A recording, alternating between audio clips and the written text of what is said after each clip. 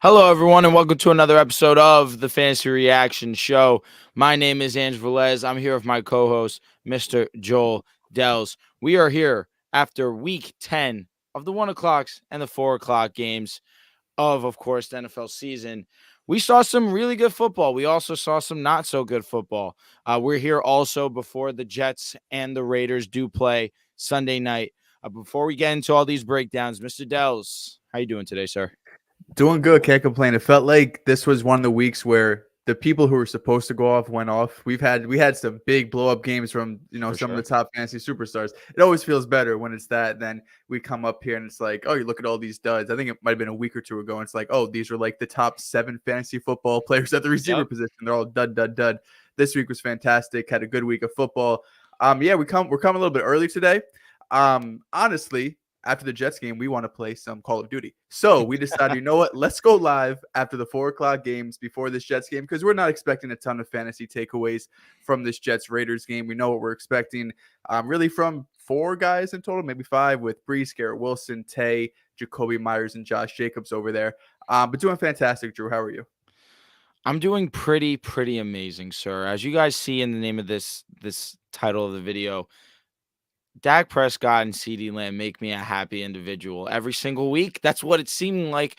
After that game versus the Chargers, it seems like everything clicked for that pass offense. We've seen Dak Prescott just be on a world tour of just unbelievable football week in, week out. CeeDee Lamb has put himself in a conversation that even me before the season started, and I drafted CeeDee with my second round pick. I knew CeeDee would be great. I did not expect him to be top 5 in the game right now. I mean, Yeah. statistically, the numbers don't lie. The title's true. They are the kings of fantasy football. If you are lucky enough to have them in a stack, which I which I do, you're in heaven. You're in heaven in our leagues because we get bonuses. You get bonus three extra points for over 100-yard game. You get 3 extra points if your quarterback throws for over 300 yards. The two of them combined for almost 80 points. The rest of my team was horrendous. We're going to be talking about some of those duds. Derrick Henry, Deontay Johnson. I have both of those guys on my team. Without Dak and CeeDee, I'm one of the worst teams in the league this week. But with them, right now, I'm tied for second most points in the league. We've been able to do some very fun things because of Dak and CeeDee. But you know what? Let's just get right into it because we can talk about those Kings a little bit more. Mr. Dehls, let's go over our quarterback studs of the week. We know who's number 1 on this list. I can't wait to talk about him. QB1, Dak Prescott, Oh, 400 passing goodness. yards, 4 passing touchdowns, 1 rushing touchdown, 138 passer rating. We know perfect is 158.3. He was damn near perfect. Last 4 weeks, he has now been QB1, QB3, QB2, QB1. Listen, Kings of Fantasy Football might be underselling it. Dak Prescott and CeeDee Lamb, Dak specifically, he might be a league winner because when there's sometimes you're looking at quarterbacks like this isn't gonna sustain, this is gonna fall off. You look at Dak Prescott's schedule, which we've talked about. Drew's been calling this for damn near a month now. You look at the rest of the season schedule for the Dallas Cowboys. There is no reason why Dak should slow down. There's no reason CeeDee should slow down. And the way both of these guys are playing right now, they're playing probably the best football of their career. Dak Prescott. Let's just go by the weeks. The last 4 weeks that he's played football. I mentioned that game versus the Chargers. We're talking about quarterback 1 on the week. I mentioned that this game versus the Rams, quarterback 3. Last week versus the Eagles, quarterback 2. And where it currently stands right now, number 1, Dak Prescott. Next week, Carolina. Week after that, Washington. Week after that, Seattle, Philly, Buffalo, Miami, Detroit. It's a bunch of secondaries that are not good. A bunch of secondaries that are not good. I'm And giddy. some I'm offenses that could score too. I'm giddy. I'm excited because, like you mentioned, I've been saying this for some time now. Dak was pretty mediocre to start the season, and that was obvious. I was here telling you that as well. But to see him put on the light show that he has been putting on these last 4 weeks, last 3 weeks, he's thrown for over 300 yards in 3 straight weeks. He threw for over 400 yards today. They absolutely dismantled the Giants. It has been incredible football from Dak Prescott. He right now is a top 5 quarterback going forward. I said by year's finish, he will be a top 7 quarterback. Where it currently stands, he's just outside the top 10. But with the way that he's been playing, with the schedule that he has remaining, I'm feeling even more and more confident as these weeks go on. If your quarterback one is able to put up these type of numbers and you win 42-7, just imagine when there's an opposing team that can score and can keep up, right? Fact. So game script doesn't matter if they're up big, if they're coming from behind, if it's a close game. We've seen Dak thrive in really all those situations this last month or so. Moving on to QB2, Justin Herbert. This was a game that went back and forth, high scoring. He went 27 of 40, 323 yards, 4 passing touchdowns. These last 5 weeks, it's been pretty up and down for Herbert. We have a QB 5, 21, QB 8, QB 25, QB 2 finish. So a bit of a bumpy ride. Of course, he's dealing with the finger injury.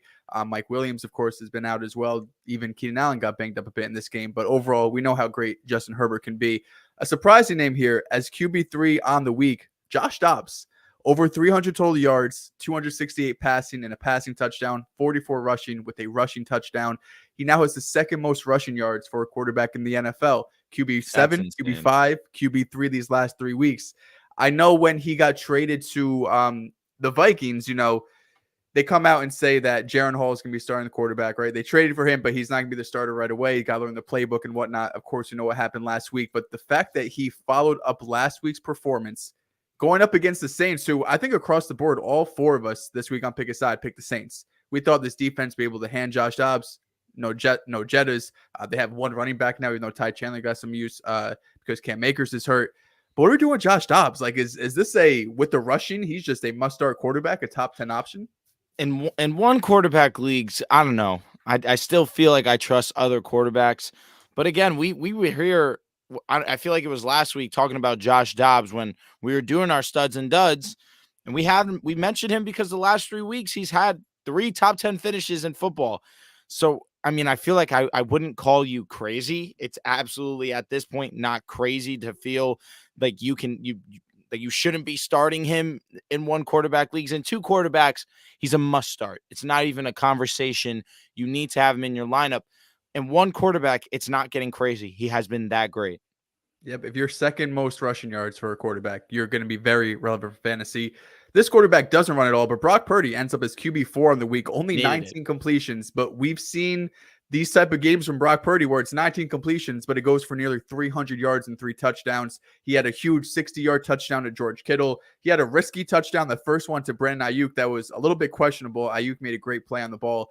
But Brock Purdy, we know in this offense coming off the bye, he was fantastic. Geno Smith has his first, or maybe I guess second, really huge week of the season with 370 yards and 2 touchdowns. Had a great game-winning drive there for Geno. A couple of the other guys, Joe Burrow, Jared Goff, CJ Stroud, they've all kind of been in that conversation of basically must-starts. What we saw from CJ Stroud last week, Jared Goff was my star of the week. Joe Burrow, we've talked about for weeks now how great he is. And then the last 3 names, Baker Mayfield finishes at QB9, Love at QB10, and in his debut, Kyler Murray finishes as QB11.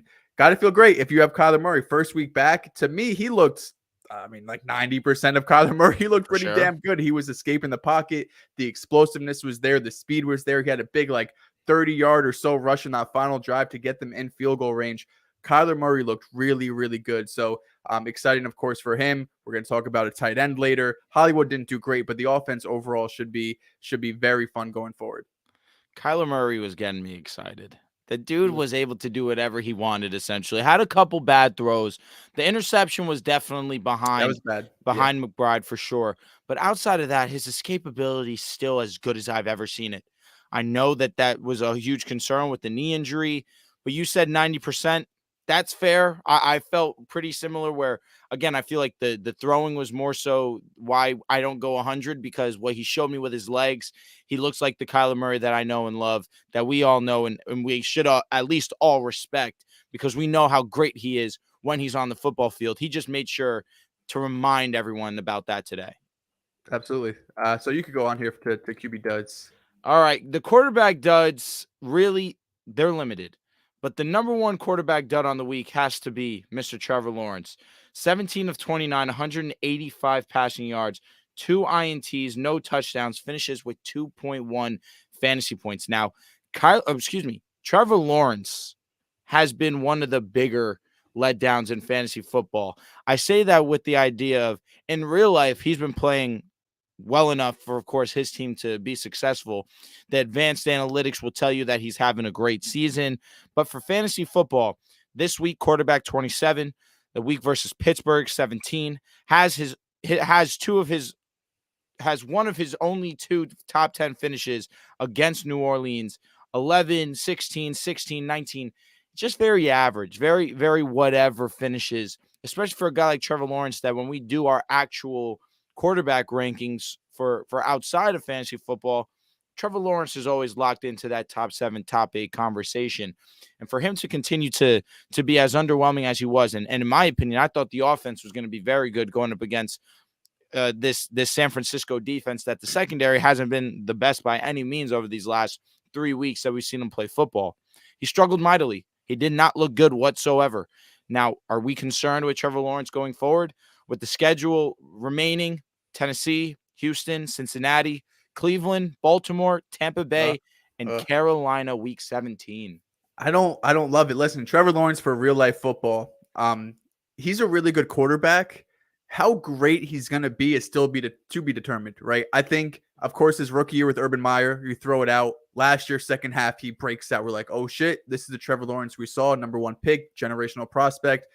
But this year hasn't been as great. He's still been really good. Like, he should still be talked about top 10 conversation, but he hasn't been like breathtaking. You know what I mean? Like, that's why when we were having the conversation last week about CJ Stroud, I'm like, I wouldn't call you crazy if you're saying I'm taking CJ Stroud over Trevor Lawrence going forward, because Trevor has yet to really have that moment, I feel like, this season where it's like, this is the Trevor Lawrence we have seen or we've been talking about. He's still great, but for fantasy football wise, I don't look at him as this elite option. I mean, we're 9 weeks, 10 weeks into the season right now. His best performance was week 1 where he was QB8, but he had 18 fantasy points. It was just a low scoring week. And then the only other week in the top 10 was week 7, where again, 18 fantasy points. So if we have a 9-week sample size of Trevor Lawrence half the year where he's not doing much, and now he's got Tennessee, who has kind of turned around this last back half of the year and been tough against opposing quarterbacks, Cincy's defense, Cleveland and Baltimore potentially in the fantasy playoffs. I don't love it for Trevor Lawrence. Next dud on this list is going to be Mr. Will Levis. Now, Will Levis has been a hot topic in our, not just our show, but of course just the landscape of fantasy football. He struggled today. He struggled mightily versus Tampa Bay, a defense that we just saw CJ Stroud, like you mentioned, absolutely destroy, be historic for a rookie. He goes and finishes with under 200 passing yards, 199, doesn't get into the end zone, throws an interception. Will Levis, I think it's time to start tempering expectations. Just the offense as a whole just didn't have any juice. We're going to talk about another player, a couple players on this team that obviously are going to end up in the duds section. It's unfortunate because we've seen some exciting things from Will Levis, but it was a huge regression or a very, very strong step backwards for those in support of Will Levis and fantasy football. Yeah, no, it wasn't great for Levis. Of course, D-Hop was my star of the week this week. I'm sure we'll talk about him in a little bit. It was strange because Levis had looked for fantasy pretty damn good because he was taking those deep shots. He was taking those chances. And I didn't watch all the snaps of that game. That was kind of the 1 o'clock game of the week where I was like, you know what, I'm going to put this to the side. There's other games I need to focus on. But the fact that Tampa Bay had been so forgiving against opposing quarterbacks, receivers specifically, it was a bit of a shock. Like I said a couple weeks ago, I'm not ready to claim Will Levis as a franchise quarterback. I thought for fantasy football, he'd be a lot better, but brighter days could be ahead for Tennessee's offense because this was a letdown. Yeah, it was definitely a bad showing for them. Last name I'll mention, Derek Carr. Now, it's unfortunate that we have to put him here in the dud section. Obviously, he was injured in this game and did not return. But that landscape becomes interesting now. Do you have any interest in a Jameis Winston going forward, or is it just excitement that Jameis is in the offense? You know he's going to sling the football. This could mean some things for an Olave, a Michael Thomas, who also did get injured in this game. Yeah, absolutely. In 2 quarterback leagues, you should probably pick up Jameis because we've seen in years past that Jameis can Jameis but still have great fantasy production because, again, similar to Will Levis, gunslinger type mentality. But I think overall it'd just be better for Chris Olave in the passing attack, getting those deep shots. We saw Olave have probably his best game of the season this year, gone to the end zone. So I think better for Olave than picking up Jameis and streaming him weekly. Agreed. So moving on to running back studs here. The RB1 on the week, Brian Robinson. Only 38 rushing yards, but 6 for 119 and a Went receiving crazy. touchdown where Jamal Adams flew in, just was not able to get to Sam Howell. Howell kind of flicks it to Brian Robinson. He takes it, 50, 60 yards to the end zone. He was phenomenal. Jahmyr Gibbs, RB2 on the week.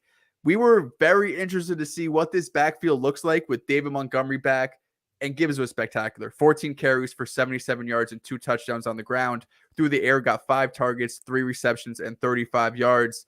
It's safe to say that with Montgomery out, he proved to this coaching staff that, listen, I don't care what you say about me, who's going to get the workload, who's the workhorse running back.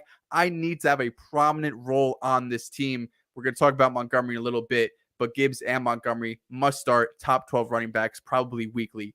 RB3 is Devin Singletary. This was a shocker. 30 carries. Dameon Pierce did miss this game, but Singletary goes for 150 yards and a touchdown. Now, we don't know how long Pierce will be out. Doesn't seem like it's a major injury, but he gets Arizona next week, him being Devin Singletary. If he's available on your waiver wire and he is out there without Dameon Pierce, he's must start. 30 carries. This was the best the Texans rush offense looked the entire season. So going forward, let me get your thoughts on Pierce for Singletary. And if Pierce is out, where does Singletary lie in the running back landscape? This just makes me angry. Would it kill them to give Dameon Pierce 30 touches in a game? Game script is an interesting one. But regardless, 30 touches, you got to absolutely love that. You're 100% right. You do have to go out there and pick up Devin Singletary. That type of volume is crazy. But versus Dameon Pierce, last year, maybe I'm kind of stuck in last year where Dameon Pierce was an integral part of some fantasy runs I had, although did get injured towards the end of the season. He was great. He looked elusive. He's a strong back, very hard to tackle. But Devin Singletary, he's one of those merchants. He just likes to take away opportunities from running backs. We saw with James Cook last year, this season, Dameon Pierce. But for the performance that he put forth, hey, I can't hate on him. He had himself a great ball game against Cincinnati. So credit to him. If Pierce is going to be out, absolutely, you have to look at Devin Singletary as probably RB2 flex play. Kind of tough, but it's for the sole idea that the RB landscape is so all over the place. And with opportunity like we just saw against Cincinnati, Devin Singletary has to be in some lineups. Yeah, and very matchup dependent probably. But like I said, next week against Arizona, I would fire him up. RB4, RB5, RB6 are guys we know. Austin Eckler, CMC, Kenneth Walker. Not a ton to dissect there. The only thing I will say with Kenneth Walker is didn't do a ton on the ground. Only 60 rushing yards. We've seen Charbonnet get more involved these last couple of weeks, but he did have that 60-yard receiving touchdown. We'll talk on the next show more about, I guess, the split because we don't have the snap percentages right now. But just looking with my eyes, it felt pretty close to a 50-50 split yet again. Then RB7 and RB8 are a pair of Steelers. At RB7, we have Jaylen Warren, 15 carries for 100 yards and a touchdown. Last week, he was RB15. This week, he was RB6. And then we have Najee Harris at RB8, 16 carries for 82 yards and a touchdown. After the bye week, this is Najee the last 4 weeks, RB13, 22, 12, and 7. Najee, I think everyone for the most part has been starting, but is Jaylen Warren with back-to-back weeks, has he entered that category where this week 15 carries, last week he got more than 10, I'm not sure the exact number off the top of my head, but are both of them starters going forward? This one's tough, dude. And I say this as someone who is a Jaylen Warren manager. I have two guys that are more talented than a Jaylen Warren. I have Derrick Henry. I have Breece Hall. Now, when it comes to flex considerations, he might need to be in that conversation. I have a Drake London, a George Kittle. We don't do tight ends in this league. A George Kittle, a Jahan Dotson, who we're going to talk about in the duds most definitely. This guy just loves to just break hearts and just tease. But Jaylen Warren has been really good, and the eyes tell you more than anything that he has been very good, and the numbers have been there to back him up back-to-back weeks. If you are in a position at RB2 that Jaylen Warren needs to be your guy, there's worse plays. There is definitely worse plays, but he could definitely be in lineups with the idea of the flex. You can do whatever you want there. To me, with being in some of these people's same situation, I'm definitely considering Jaylen Warren more and more going forward. Absolutely. Steelers offense these last couple of weeks, it's looked okay. I The won't go rush that far, but it's offense. the The rush rush offense offense. specifically, yes, because the pass offense this week was abysmal. Alvin Kamara, RB9 in the week, 75 total yards. We did get in 7 receptions. Your star of the week, Rashad White, 20 carries, back-to-back weeks of 20-plus carries. Only went for 51 yards, but as we talk about every single week, that receiving game had a receiving touchdown that went for 40-plus yards that got him into the top 10. Bijan Robinson, welcome back. RB11 on the week, 22 carries, the highest of his season, and the first time he's had more than 15 carries since week 2.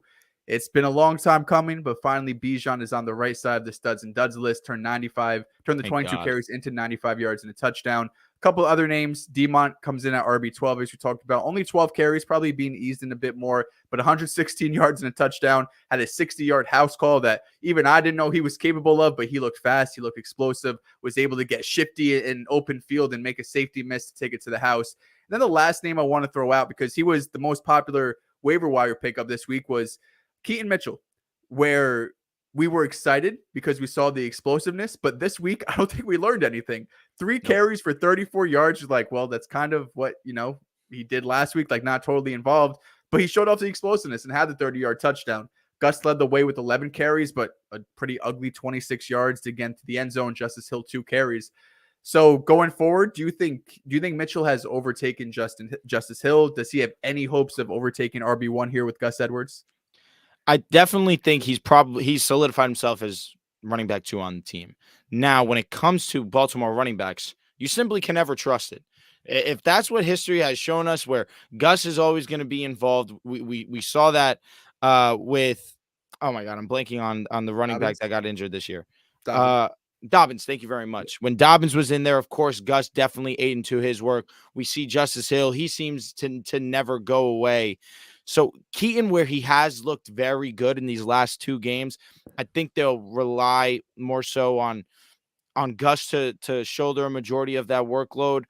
But Keaton needs his opportunity. He's simply too explosive, especially in an offense that is primarily built on trying to push the ball and be explosive. Of course, we see it with Zay Jones. Odell finally had that nice slant touchdown that I feel like that's what he's outside of the catch. To me, that's what made Odell special. Those slants that he just gets and just no one can touch him. That was great to see him take that one back in time. But no doubt, I think Keaton definitely needs opportunity, but I think he's the RB2 still. Yep, I'm with you. We can move on to the duds. Okay, so the dud of the week to me very easily becomes Derrick Henry. 11 attempts, 24 yards, no touchdowns, did have a catch, lost 4 yards there with a whopping 3 fantasy points this week. Now, Derrick has been very interesting this year, where we've seen him hover around that 9, 10, 11 spot. We've seen him have some blow up weeks, of course, but we haven't seen, let me say, he just hasn't looked like the dominant Derrick Henry on a consistent enough basis to you feel confident that he is a firm running back 1. Are we just going to overlook this one? This is just, it is what it is. Or are we starting to I feel like we keep going back and forth with Derrick Henry, and maybe it's the idea that we have him in fantasy leagues and it's tough to see him one week be the Derrick Henry that we know, and then weeks like this where he's not really making an impact. Yeah, I think, and we've talked about this in the past, the days of Derrick Henry being like a top 3, even top 5 consistent type running back are probably over. So he kind of falls into the landscape of like, this is what almost all other really good but not great running backs kind of look like, where you're going to have those big blow up weeks. He could have a game where he has multiple touchdowns, where 100 plus rushing yards. But he's on an offense right now that's going to be so hit or miss. And now, especially that you're starting a rookie quarterback, where some weeks Will Levis, like, his first game of the season, is going to look phenomenal against Atlanta. And with that, Derrick Henry is able to, have an RB12 type week, go for over 100 yards. But then they're going to have weeks like this where the offense just isn't quite clicking. And if you're not going to be able to push the ball down the field and get red zone opportunities, I don't know if Derrick Henry is just going to be able to backpack you in fantasy football and take 25 plus carries multiple weeks in a row. So he still must start. He's still undeniably around that top 10 running back landscape. But to expect him to be week in and week out one of the best in football, I think those days might be behind him. I think you said it right. Look, don't get me wrong. He's been really good this season. 14, 13. Then he had the down week versus Cleveland, running back 66. RB7, then has a down week, RB 26. RB5, RB12, RB6 has a down week, RB40. So, of course, he had some solid weeks. It's just those down weeks that kind of burn you that you don't feel great about. But he has some solid matchups coming up. Jacksonville has been a solid rush defense so far. I'll give him that credit. But you have Carolina, Indianapolis, Miami, who not too sure yet. We're kind of seeing a change in guard in their defense. At least we saw that versus the Chiefs. Gonna have to need to see it on a consistent basis. But then Houston, Seattle, and Houston again to close the season. So I still feel really good with Derek. I'm just hoping that the script continues to stay in their favor and it's not matchups like this, like we saw versus Tampa Bay. Next name I have to mention is going to be Mr. Tony Pollard. 15 attempts, 55 yards, finishes with 5.5 fantasy points on the week. And it's crazy because you would have expected in a blowout game that Tony would have been a little bit more incorporated in the grand scheme of things. You would have thought that he would have gotten himself into the end zone. He seemingly has been the one that has been left out of the prolific offense that we've seen from the Dallas Cowboys. Last 3 weeks, RB35, RB26, RB41. Is it time to panic on Tony Pollard? Are we using him as a prime trade candidate at this point in time? This was my start of the week, an obvious miss. I will say I'm watching basically every snap of this game. My girlfriend's a Cowboys fan, so we have it on even when they're up 30. Tony Pollard, I want to say at least 3 times got knocked down at like the 1 or 2 yard line where they're on the goal line, multiple opportunities, and he just couldn't punch it in. So you could look at it both ways. You could say, listen, that's going to figure itself out. If he's going to get multiple attempts within the 5 yard line, he's going to get a touchdown. Or if you're on the other side of Tony Pollard saying, I just don't think he's a goal line back. I don't know if he has the capability to be he's not a Derrick Henry type bruiser, but that type of example. It's not Ezekiel Elliott. It's a guarantee. Exactly. So Pollard is probably still an RB2 going forward, but it's disappointing when you're in a game like this where the game script's going your way. But if we look at Dallas's offense, they were passing the ball when they were up 30 points. It's not like they got up by 3-4 touchdowns and said, all right, Tony Pollard, this is your show the rest of the way. They were throwing the ball until Dak Prescott got pulled in the 4th quarter. So we were expecting the game script to be Tony Pollard heavy, but their offensive game plan was saying, I don't care that we're up. We're just going to keep throwing the ball. And I was very happy to see it, but for Tony Pollard managers, I do apologize to you. Last 2 names I'll mention, 2 names that I'm not overly worried about. One's going to be Saquon Barkley, 13 attempts, 66 yards. Script got this game completely got away from the Giants. There was no way that we were going to see Saquon involved that much. One thing I will say that kind of surprised me, only 1 catch, lost 5 yards on the play. You would have expected in that type of situation a little more dink and dunk, but he finishes with 7.1 fantasy points. And the last name, guy who's been one of the best running backs in fantasy football this season, one of the breakout players in fantasy football, Travis Etienne. Again, I'm gonna chalk this one up to script where he finishes 9 attempts, 35 yards, had 2 catches, 9 yards, finishes with 6.4 fantasy points on the day. I think he's gonna be all right. You start these 2 guys, you don't think twice about it. Just a down week for both of these gentlemen. He did take a pretty nasty hit too around 2nd, 3rd quarter of that game where could have impacted him the rest of the game too. But moving on to wide receivers. The wide receiver 1 on the week is Keenan Allen, 14 targets, 11 receptions, 175 yards, and 2 touchdowns. This was him missing multiple drives, 2-3 drives possibly. He had a shoulder injury, went in the blue tent, came in for a play, went back out, went to the locker room, then came back into the game. But thankfully, he was able to finish, had a touchdown after all of those injuries going back and forth. This was his first real blow-up game since week 3. He's been consistent, hovering around anywhere from 10 to 20 points per week, but this was a huge week that we've been missing from Keenan. And wide receiver 2, CeeDee Lamb. We talked about Dak. Now it's CeeDee's time to shine. 14 targets, 11 receptions, over 150 yards and a touchdown. He saw what that receiver in Philly's been doing, and he said, I'm going to match that. Maybe gone beyond that. These last 4 weeks, 117 yards, 158, 191, 150. 3 straight weeks as the wide receiver 2 or wide receiver 1. Now, Drew, I think we'd both agree that rest of the season, Tyreek Hill is probably going to be our wide receiver 1. Do you agree with that? Agree. Now, how would you rank these 5 guys? Okay. So we got CeeDee Lamb, Jamar Chase, Amon-Ra St. Brown, Justin Jefferson, and A.J. Brown. The next tier of guys, because, of course, you got Jed is dealing with Josh Dobbs. How is that going to look? We know how great A.J. Brown is. Chase is dealing with his own back injury, although he was phenomenal today. And Amon-Ra, maybe from week 1 to now, has probably been the most consistent receiver in fantasy. Oof, this is a tough list of guys. Now, Jed is, You understand he is the most talented of this group. So let's not get that twisted for those that are listening and are going to feel as if he needs to be number 2 on this list, or outside of Tyreek Hill, he needs to be number 1 on this list. Like Joel said, with Dobbs, you're uncertain of how his production is going to translate. He's obviously, at worst, the second best wide receiver in football. But when it comes to fantasy, I'm going to put A.J. Brown number 1 in this group of guys. Number 2, 3 weeks in a row of over 150, 2 touchdowns in out of the 3 games. You score in 2 games out of the 3. CeeDee Lamb has to have that respect of being number 2 right now. I got to respect Amon-Ra St. Brown for his consistency, but with Jamar Chase and his big playability, he's just able to get into the end zone like very few guys in the National Football League. Got to respect Jamar, put him 3. I'm going to put Amon-Ra St. Brown at 4. And just because you're uncertain about the hamstring, the timeline of when he's going to be coming back, how's that offense going to look in terms of Josh Dobbs and the pass offense? We've seen Hawkinson be a huge recipient and be great with Dobbs, but Jordan Addison on the outside has been average, has had some solid games for sure. We do anticipate that once Jet is there, Hawkinson's not going to be seeing this amount of workload. A majority of that's going to shift over to Jettas. And just for the uncertainty, if Jettas is going to get Hawkinson's looks, then shit, you probably could put Jet number 1. You really could.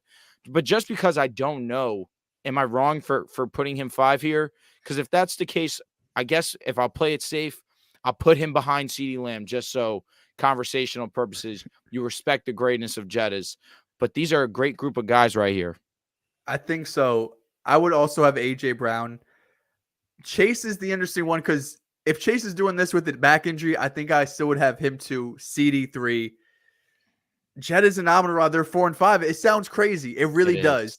And we could be looking back, and next week Justin Jefferson goes out there for 170 yards. We're like, okay, we overthought this. But just for safety purposes, I think I would have Jettas 4 and then Amon-Ra 5. But that just goes to show how great these receivers have been performing. That being Jamar Chase, even through a back injury, A.J. Brown's been historical, and now CeeDee Lamb in his own right has been historical. So shout out to all of these guys.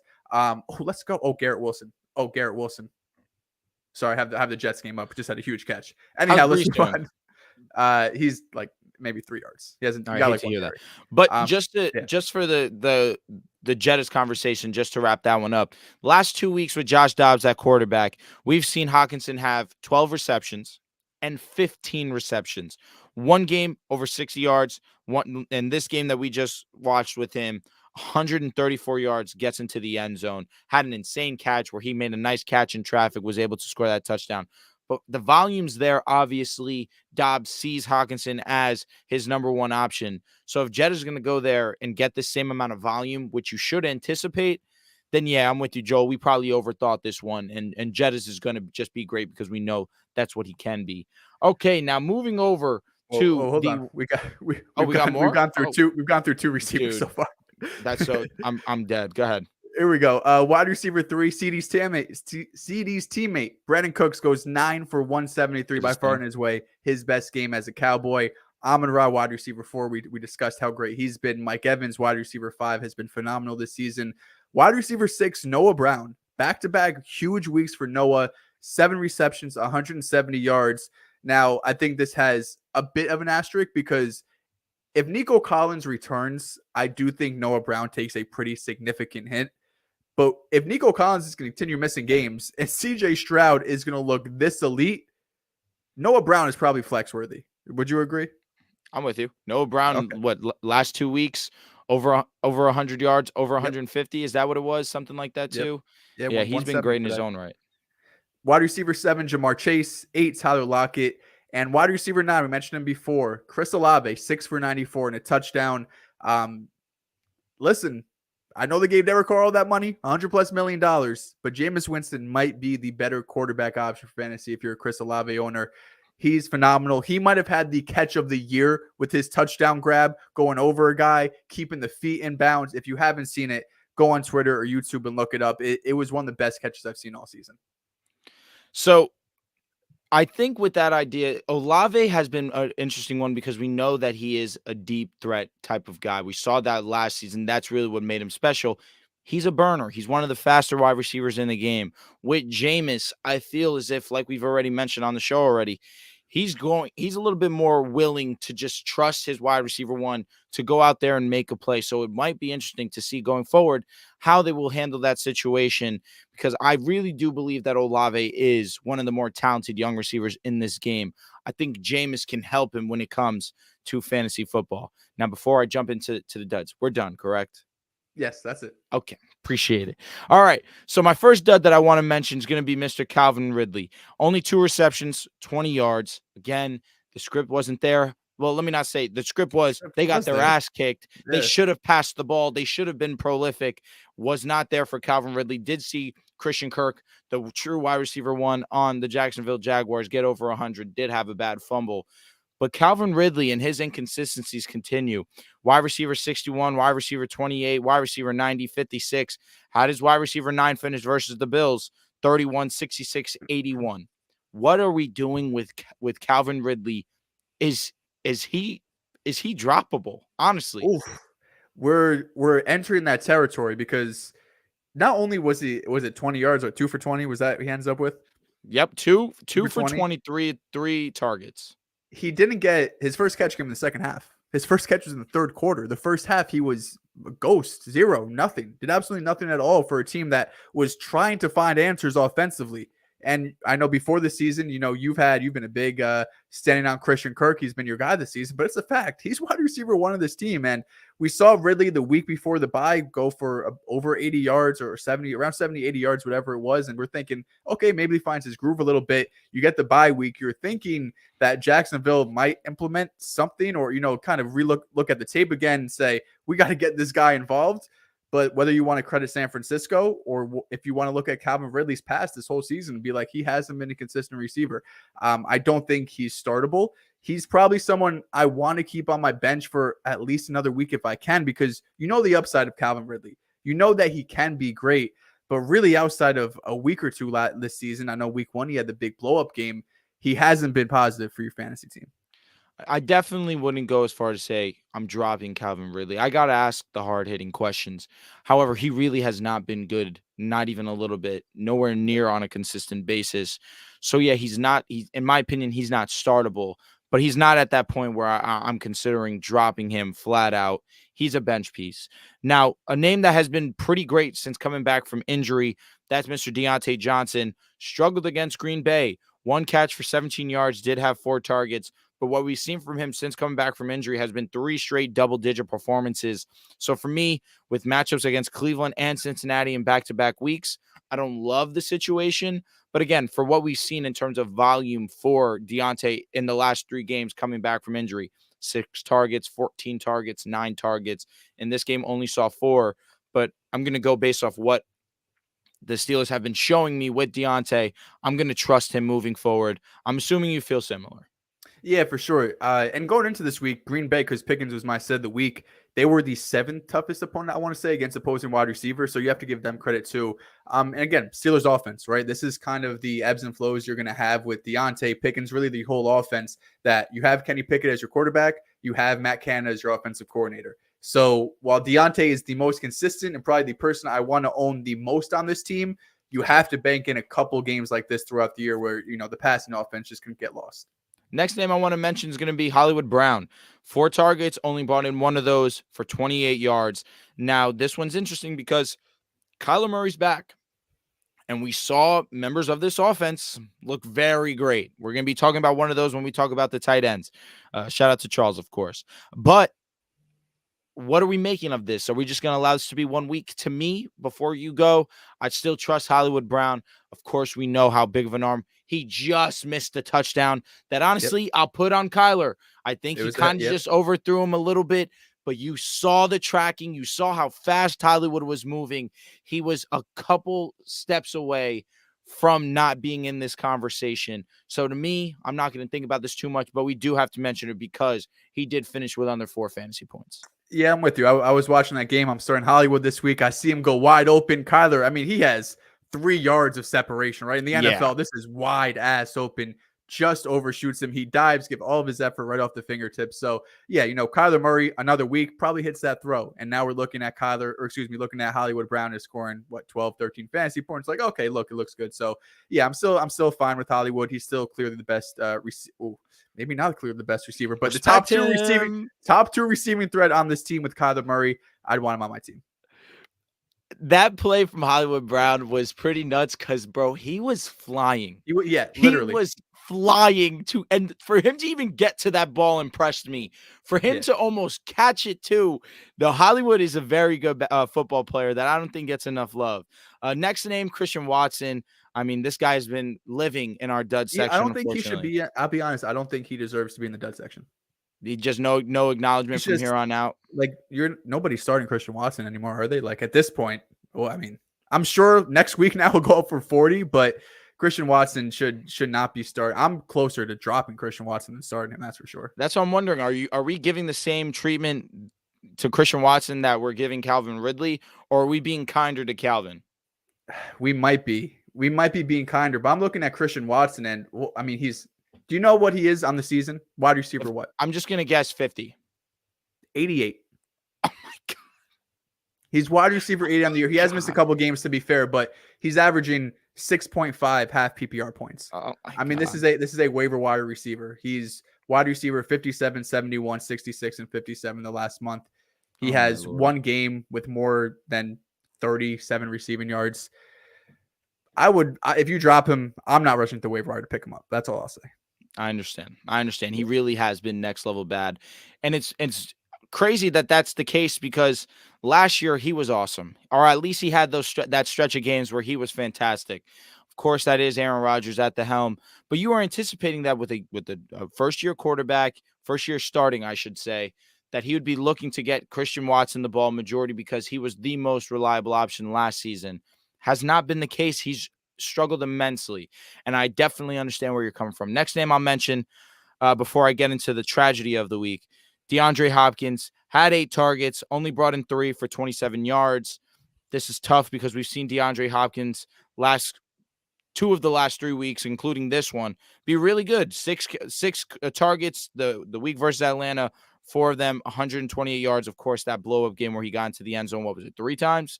And then last week on Thursday Night Football versus Pittsburgh, has 60 yards, but saw 11 targets.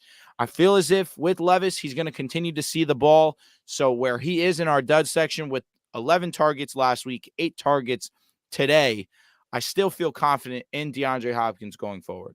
Yep, absolutely. I'm with you. D-Hop should still be looked at as a high-end wide receiver too. And your thought process with it was there when making him that was your start of the week, correct? It was valid to have that going up against Tampa Bay. We just saw them get burned by the Texans. Maybe now it's giving a little bit more credit to the Texans than we did coming into this week. But in the grand scheme of things, you have to anticipate that D-Hop is going to have better days than he did today. And the last name I mentioned, last two. One will be Drake London. I think he'll be all right, though. First game back from a groin injury. Did play with 2 quarterbacks this game. Saw 4 targets, 3 catches for 36 yards. Drake has been very solid this season. Although he is wide receiver 38 on the year, that is also in due part to him missing a week. He has his bye next week, so that's not the case at all. Week 1, put up a 0. But outside of that, in full PPR, we've seen him score double-digit points in 5 games in a row. To me, I still trust Drake London as one of the better flex plays in the game. If he's your wide receiver 2, maybe not ideal, but again, he's obviously been a pretty strong model of consistency. Yeah, I'm with you. And he's done it with Ritter, so just because Heineke, who had a hamstring injury, didn't come back into this game, I'm not scared if Ritter's back out there. He did basically all of this with Desmond Ritter, so Don't freak out over that. And the last name, Jahan Dotson, with a fucking goose. Goose.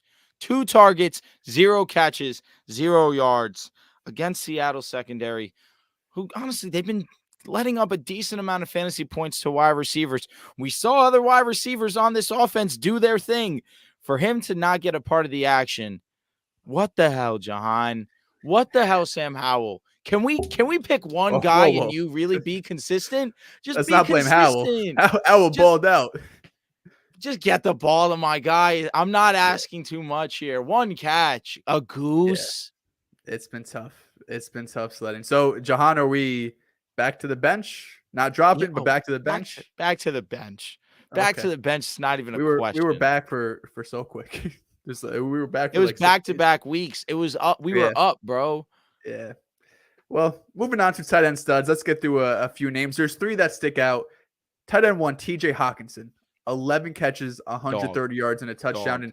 And it almost feels like you got cheated because he had over 100 yards in the first half. And you're like, we might see an all-time day from TJ Hawkinson. Did get slowed down a bit in the second half, but he was phenomenal. As we discussed earlier, though, Justin Jefferson is fastly approaching his return. He even tweeted out today, like, man, I can't wait to get back on the field with my teammates. Lit.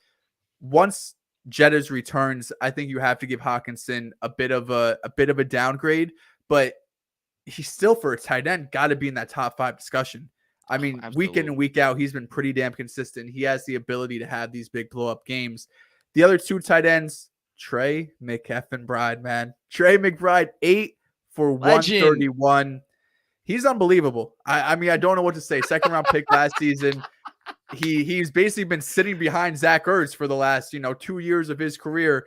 Gets his opportunity. It doesn't matter who it's with, what quarterback, Dobbs, Tune, Kyler, throw him out there because he was sensational today. Last name, going to shout out George Kittle, 3 for 116, had that huge touchdown. And not much after that. Ferguson had 30 yards, gone to the end zone, ends up as tight end 4. And Njoku gets 60 yards. Schultz stays hot with 70 yards. But those are the 3 big guys. You got TJ Hawkinson, Trey McBride, and George Kittle. How are we treating Trey McBride going forward? Must start tight end every week?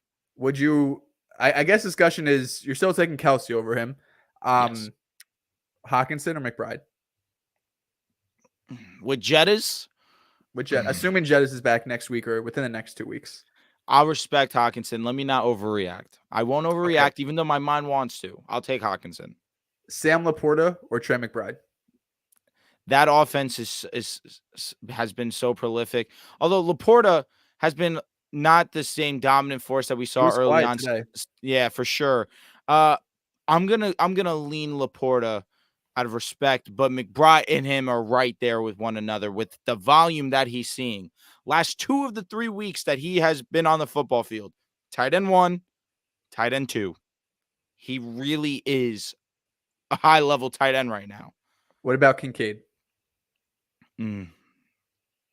These are tough, but McBride is in this discussion for basically top 3 tight end rest of the season. Crazy. You can pick and choose if Laporta, Kincaid, McBride, but all of these young tight ends are in this discussion. And I haven't even mentioned a guy like George Kittle, who just had a huge week too. Would you rather have Kittle or McBride?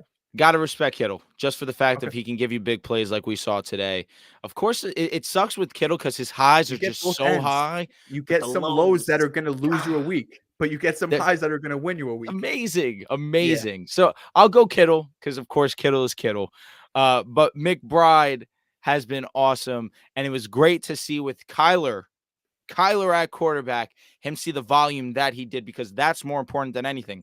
Kyler is, in my opinion, still the franchise quarterback of the Arizona Cardinals. So it's huge that these 2 gain rapport with one another where we haven't seen it over early in McBride's career outside of today. Absolutely. Let's go on to the duds. That's all I got. All right. Really not too many strong names. I only have to mention a Mark Andrews because he's outside the top 10. Brought in only 2 catches for 44 yards, 4 targets. He's going to be all right. I fully anticipate him. Yeah, that's another one. We're taking Andrews over McBride. Right? Not even a question. Mark Andrews has been awesome all year long. Evan Ingram, who has been one of the league leader in targets at the tight end position, he struggled again in another script where they should have been passing the ball and been prolific. He saw 7 targets, so that's going to continue. Brought in only 4 for 12 yards. Really inefficient day. Taysom Hill, who has been a fantasy football dream these last few weeks, 2 receptions, 17 yards. In terms of rushing also, let me pull that up real quick because that's really where he's been doing a lot of his damage. Last 3 weeks, 5 rushes, 9 rushes, 11 rushes, only 1 rush attempt today for 6 yards. That to me is a little bit head scratching. We've seen him be awesome. And for fantasy football purposes, these last few weeks, for him to only put up 4 fantasy points was overly shocking. And that's really it. There's no other really strong candidate on this list, just for the fact of a lot of the good ones, they did their thing. Yeah, you're right. Do we have any waivers we want to go over? So, of course, the big name I think is going to be Devin Singletary.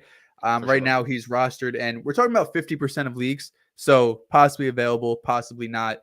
But like we said earlier in the show, Damian Pierce is going to have a big impact on the type of work Devin Singletary gets. But next week, going up against Arizona, there's probably room for both of them to eat. So whether you have an injury, whether you have someone on a bye, I'm not obviously putting the house on Devin Singletary, but if you need to start a running back next week and you have an empty slot, he's probably the first name I'm going up to on the waiver wire to pick up. And I think the other name that stands out is probably going to be Noah Brown with back-to-back huge Absolutely. weeks. But similar to how Pierce is going to impact Singletary, if Nico Collins does return, he's going to impact Noah Brown, even though he's been phenomenal.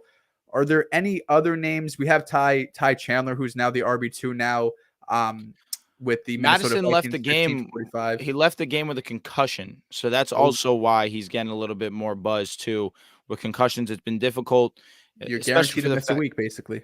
if he left this game and did not come back. So that's also where there is concern and maybe the idea of you pick up a Ty Chandler next week. Let's see who they match up against. They played Denver and Chicago. Denver, again, we've seen a change in defense with us these last few weeks. We were one of the worst, statistically the worst rush defense for a long time. But I don't know if I love that matchup. But versus Chicago, who has been pretty forgiving on the ground, that's a solid matchup. But then I feel like at that point, I think Alexander Madison will be back. So I don't know if it's worth going out of your way, spending some money on a Ty Chandler. If I'm looking for someone, Devin Singletary is definitely at the top of my list. Keaton Mitchell also becomes intriguing just for the big play He's still a wait ability. and see. Yeah, I still think he's a wait and see, but I feel as if he should not be on waivers. I think I that if agree. Keaton's on waivers, you should pick him up. If Josh Dobbs is available, maybe you give him a go. He's been awesome. Of course, have to respect that there. But really no other crazy name. Are you thinking about Trent Irwin with T. Higgins having the hamstring injury? It's interesting. They are also on a short week this upcoming week. They got Baltimore on Thursday Night Football. Yep. So if T. Higgins is going to be out, I mean, a desperation play. It's not someone I don't think I'm looking forward to starting. I'm trying to pull him up. How many targets did he get today? Do I you think he know? only Let's had see. four Four targets, two targets, two catches, 54 receptions, yards. Yep. 54. Yeah, probably not. The only other low key name, probably deeper leagues, if you have like a 5-man bench, you're probably not burning a spot on this guy. But Rico Dowdle, I thought looked really good today. 12 I agree. carries, over 70 yards, and a touchdown. Tony Pollard's the guy. I mean, Dowdle is still, we're talking about him, but he's seen before this game, the most is 35% of snaps. And, beyond that, it's 20% of snaps. So he's not on the field a lot. But if Tony Pollard continues to struggle, especially around the goal line, I mean, they've shown us to use two-back systems before in a high-powered offense. He could be, usable down the line. But again, that's probably for deeper leagues. If he's available on Dynasty League, probably pick him up there. I'm with you. Rico has really looked good in his limited opportunity this season. But Charles always jokes with me saying, "Yo, my guy Rico Dowdle, he's doing his thing. He's doing his Steven's a big thing." Dowdle guy too. Steven's another one that likes Steven Rico. loves Dowdle. Yeah. But if you don't have any other names, sir, that's gonna That's do all it I from got. us over here. We got that. Hold up. We got a super chat. We do have a super chat. Shout out to Big Chief. Thank you for that, for reminding me, Big sir. Chief. Always appreciate the live, fellas. Hey, we appreciate you Yes, tuning sir. in. Is Warren an RB2 now? Also, are you guys doing this for basketball? Joel, I just don't see you committing to basketball. I don't blame you. And honestly, even me too. That seems like a lot. I do love fantasy basketball. It is one of the more fun games to play, but it seems like a lot to cover. And essentially, you're covering fantasy basketball with covering real basketball just because you talk about all their impacts, just not just offensively, but of course defensively, steals, blocks, rebounding. Yeah, that's where you can get into the nitty gritty and really make it a fantasy basketball show. Honestly, I don't know too many fantasy basketball podcasts in general. There's not a lot out there. Maybe that's a That's an niche where area we we can need get to get. into, Yeah. right? Right. But that's one that we can consider. That I'll consider at least. I won't push Joel to do that. But I can't make that Warren game. as an RB2, what are we thinking? Is high end RB2 a strong word? High end RB. I think back end Yeah. RB2. I think Okay. that's probably. I I'm think cool that's with probably that. more fair. Yeah, I don't see him as like a top 15 type of back, just because again, it's. I believe in the talent of Jalen Warren. I think he's a pretty good running back. but a pretty good running back on a pretty bad offense isn't the ideal situation for this guy to break out. And of course, Najee Harris is still getting, majority of the snaps, and they're seeing about the same workload. So it's going to be hard for a committee, Kenny Pickett, Matt Canada, to be super high on them. But again, Warren was someone you're probably getting double digits of drafts. Maybe he even went undrafted, where he should absolutely be rostered. And when you have buys, when you have injuries, he's someone you could start and feel pretty comfortable about. Are both Najee and Warren low end RB2s? Probably. Mm-hmm. I want to say I want Najee more, right? Because he's getting more snaps, he's getting more touches, but you see them on the field. You talk about the eye test. Jalen Warren passes the eye test with flying colors. Najee's look better for sure, but he's the more explosive running back, and I think he's better in the passing game too. Okay, I don't disagree too much at all. I think with opportunity, you definitely lean Najee. Now, that's going to do it from us over here at the Fantasy Reaction, episode number 21. If you guys made it this far, one, we appreciate you. Two, if you could leave a like on this video, that would help us immensely. If you aren't already subscribed to the YouTube channel, what are you doing? Go over there, subscribe to the channel, turn on the notifications so you know when we're going live like nights like tonight. Told you, Sunday and Thursday nights, we're going to be here giving you guys the Fantasy Reaction show. You guys can get notified when Riv's dropping his videos, when Joel's dropping his video. Hey, Riv proved us wrong. Dropped the video yesterday. Hey, we're here. Shout out to Riv Academy. But again, we appreciate you guys tuning in. We'll be back here with you guys on Thursday.